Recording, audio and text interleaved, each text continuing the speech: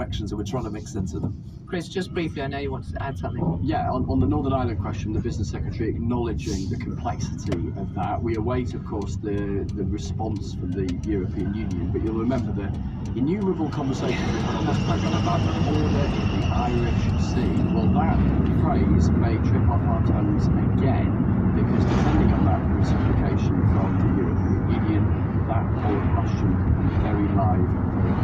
We thought it was complicated before, trying to get your head around it. Chris, Simon, thank you both. Well, whatever happens, as is obvious, this is a very big trade. Comparisons are being made to the Smoot-Hawley Tariff Act, which increased tariffs on foreign imports to the US by about 20% in 1930, and contributed to the effects of the Great Depression.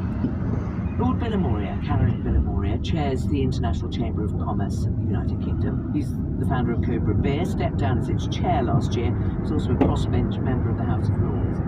I asked what he saw as the implications of the tariffs. It's not good news. I mean, on the one hand, we say, oh, we were expecting 20% tariffs and only 10%, so we should be relieved. Well, 10% is not good, because if you look at the average tariffs the US put on UK goods coming into the US is around 2%. Likewise, the average tariff that we put on US goods is around 2%. So to go from 2% to 10% is a big jump, let alone the 25% for cars, let alone with steel. So this is not good news. It's not going to help our economy, where the government keeps talking about growth, but since July has been implementing measures, including huge tax rises, that do anything but enable growth. And on top of that, we've got a very low growth forecast for the OPR, less than 1% looking ahead. Even a 10% tariff could throw that completely out, let alone the Chancellor's fiscal rules.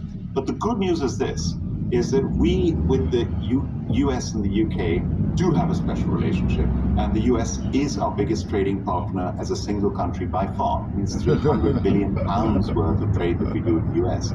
This is what nobody seems to be mentioning, is the majority of our trade with the United States is actually services. You know, we export 126 billion pounds of service to the US, and we import 57 billion pounds. See what we do for the Americans? So we're huge surplus in services, and these tariffs do not apply to services. Now, you mentioned that we have a special relationship, but there just seems to have been a formula applied to everybody. We've done no better than Brazil.